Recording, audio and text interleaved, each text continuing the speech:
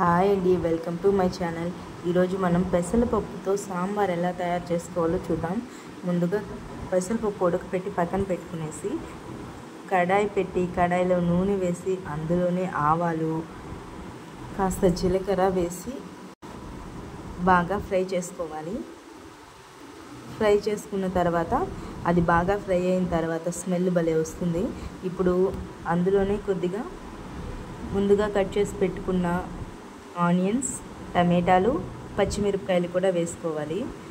పచ్చిమిరపకాయలు, టమాటాలు, ఆనియన్స్ బాగా తొందరగా ఫ్రై అవ్వడానికి ఏం చేయాలి, అందులోనే మనం ఏం చేయాలంటే కొద్దిగా ఉప్పు అలాగే పసుపుని కూడా యాడ్ చేసుకోవాలి. కొద్దిగా ఉప్పు, పసుపుని కూడా యాడ్ చేసుకోవాలి.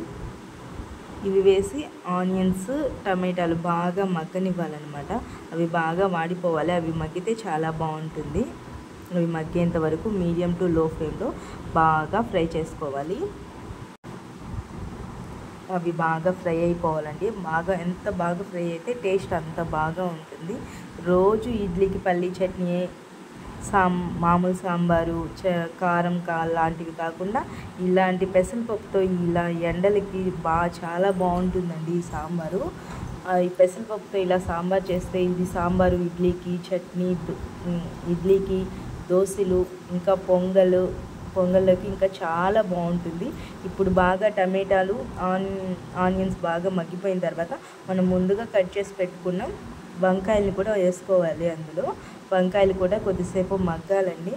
ఇప్పుడు వంకాయలు మనం కట్ చేసి పక్కన పెట్టేసామంటే అవి ఏమవుతాయంటే కాసేపటికి ఒక బ్లాక్ కలర్లో వచ్చేస్తాయండి. అలా రాకుండా ఉండాలి అంటే మనం కట్ చేసి వాటర్లో వేస్తాం కదా, అప్పుడు ఏం చేయాలంటే అందులో కొద్దిగా ఉప్పు వేసుకోవాలి. అప్పుడు కొద్దిసేపు వరకు వంకాయ కర్రెక్కకుండా ఉంటుంది. ఇప్పుడు వంకాయ బాగా ఫ్రై అయిపోయిన తర్వాత మనం ముందుగా పెట్టుకున్న పెసరపప్పును కూడా ఆ వంకాయలోకి వేసుకోవాలి. వేసుకొని బాగా కలుపుకోవాలండి.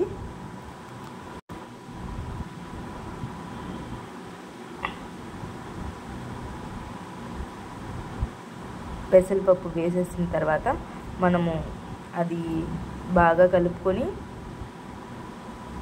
అందులోనే కొద్దిగా అది చిక్కగా ఉంటే కొద్దిగా వాటర్ కూడా యాడ్ చేసుకోవచ్చు.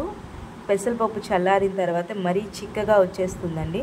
అందుకే మనం మరీ పలచగా కాకుండా అలానే మరీ చిక్కగా కాకుండా మీడియంగా ఉంటే బాగుంటుంది. ఇప్పుడు కారానికి కొద్దిగా మనం ముందుగానే పచ్చిమిరపకాయలు వేస్తున్నాం కాబట్టి మనం ఇప్పుడు కొద్దిగా మిరప్పొడి కొద్దిగా అంటే రుచికి సరిపడంత మాత్రమే కారం యాడ్ చేసుకోవాలి. కారం యాడ్ చేసుకొని వాటర్ లెవెల్ చూసుకొని అంతేనండి. కాసేపు మూత పెట్టి ఉడికించాలండి.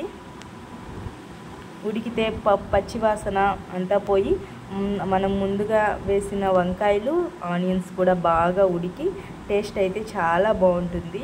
వాటర్ సరిపోకపోతే వాటర్ యాడ్ చేసుకొని సరిచూసి మూత పెట్టి ఉడికించుకోవాలి.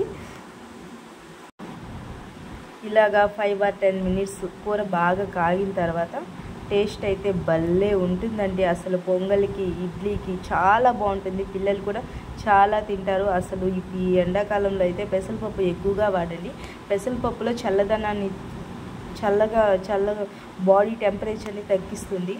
సో ఈ సమ్మర్లో అయితే పెసరపప్పు మనం కందిపప్పు కంటే కూడా పెసరపప్పు వాడడం మంచిది. టేస్ట్ అయితే వేరే లెవెల్లో ఉంటుంది. ఒక్కసారి చేశారంటే చాలు మళ్ళీ ఈ పెసరపప్పు సాంబార్ని మీరు చాలాసార్లు మీ పిల్లలు కూడా చాలా ఇష్టంగా తింటారు. మీరు చాలాసార్లు చేసుకుంటారు. ఒకసారి ట్రై చేయండి. అంతేనండి. లాస్ట్ అయిపోయిన తర్వాత కొత్తిమీర, కరివేపాకు ఉంటే సర్వ్ చేసుకొని దింపేయడమే. నా దగ్గర అయితే కొత్తిమీర లేదు కాబట్టి కరివేపాకుతోనే సర్వ్ చేసుకుంటున్నాను. వంకాయలు కూడా బాగా చూసారా, వంకాయలు కూడా చాలా బాగా ఉడికిపోయాయండి. అంతే దింపేసుకొని సర్వ్ చేసుకోవడమే. ఇడ్లీకి, పొంగల్కి చాలా బాగుంటుంది. Thanks. Please subscribe my channel.